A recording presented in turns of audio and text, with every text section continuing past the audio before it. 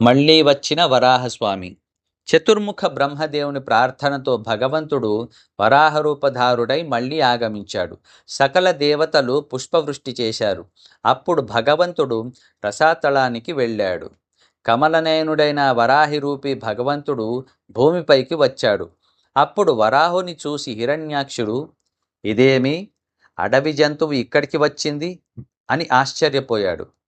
నారదుడు చెప్పిన శ్రీహరి ఇతనే ఉండవచ్చు అని ఆలోచించాడు.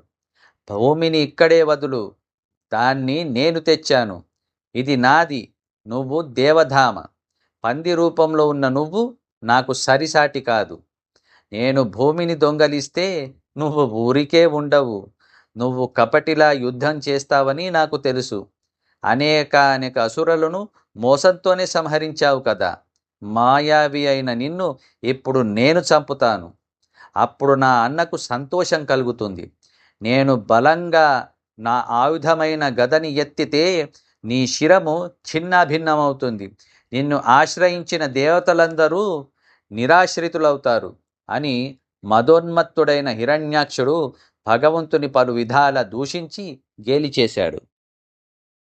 దైత్యుడు భగవంతుని ఎంత నింద చేసినా భూవరాహస్వామి తన పత్ని అయిన భూదేవిని తన కొరల మీద నిలుపుకొని సాగరం నుంచి బయటికి వస్తున్నాడు. ఎలా ఆడ ఏనుగు మగ ఏనుగుతో కలిసి వస్తుందో అలాగే పత్నీ సమేతుడైన భగవంతుడు గంభీరంగా వస్తున్నాడు.